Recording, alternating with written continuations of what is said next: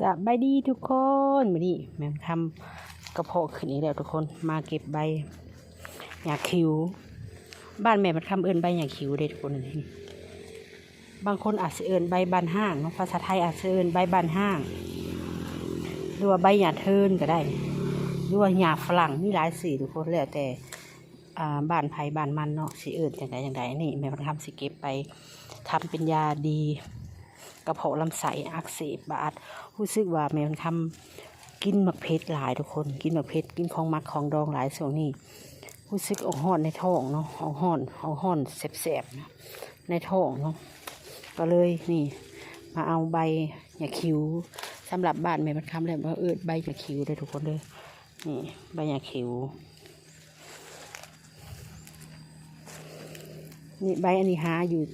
ใส่กระมีเลยทุกคนยามมีแห้งกระหลายเนาะยามฝนเนี่ยอยู่มองได้กระหลายเป็นป่าอยู่อันนี้ก็สิเอาหลายหน่อยอย่างคนประมาณ1 กำมือหลายเนาะมียุงทำไมเอาแม่มันเข้ากับสีบดประมาณน้ำดื่มขวดหน่อยหนึ่งเนาะสีใบบดผสมขมิ้นแล้วก็ก่อนสิกินก็กินกับน้ำผึ้งเพราะว่าแม่มันเคยกินแล้วครั้งหนึ่งเศร้าเลยทุกคนเลยมากระเพาะขึ้นอีกก็เคยมาปั่นกินรอบ2กระเพาะบ่เศร้าหายขาดนะทุกคนเนาะ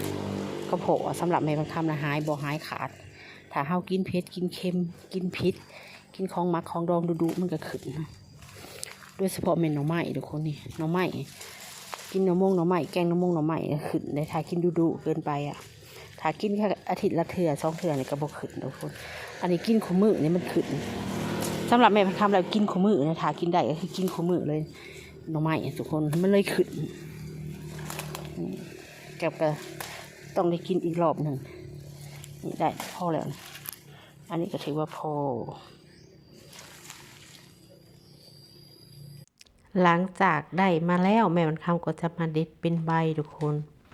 เด็ดเป็นใบแล้วก็สีนำไปล่างแล้วก็เตรียมขมิ้นมาจาก2-3 ซี่หรือว่า2-3 หัวน้อยมาปอกเปลือกออกแล้วก็สีมาซอยตอนบางๆหรือว่าฟันเป็นตอนบางๆเพื่อให้ง่ายในการบดเฮาสิบดให้มันละเอียดทุกคนเฮาก็ต้องซอยน้อยๆก่อนขมิ้นแล้วก็ใบหญ้าคิวนี่ดีได้ทุกคนถ้าไปว่าทุกคนเคยสังเกตประวัติว่าเฮาถือมีดบาดบาดมือบาดตีนเฮานะเฮาก็จะหย่ำใบหญ้าคิวมาแปะใส่เลือดมันก็สิยุดนะแต่มันก็สิเศร้าไว้ขมิ้นก็คือกันได้ทุกคน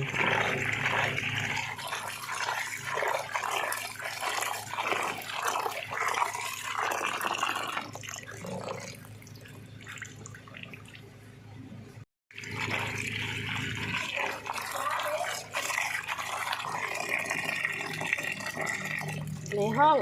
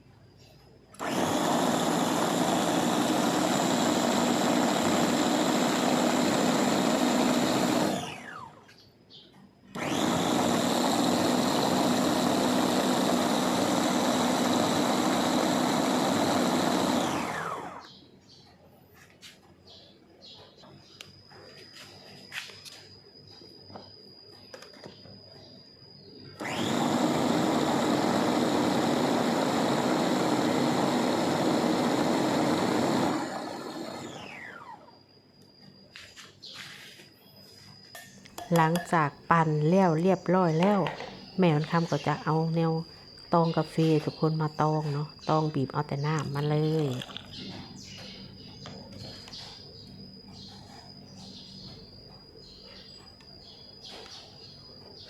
มันกลิ่นคล้ายๆชาเขียวเลยทุกคนกลิ่นเดียวกันกับชาเขียวเลยเนาะนี่เห็นบ่เขียวคือชาเขียวเลย มื้อนี้มันคำสิเอามือบีบมาเลยทุกคนบอกว่าบ่เป็นหยังเนาะเพราะว่ากินเองเนาะแม่มันทำกินเองเนาะ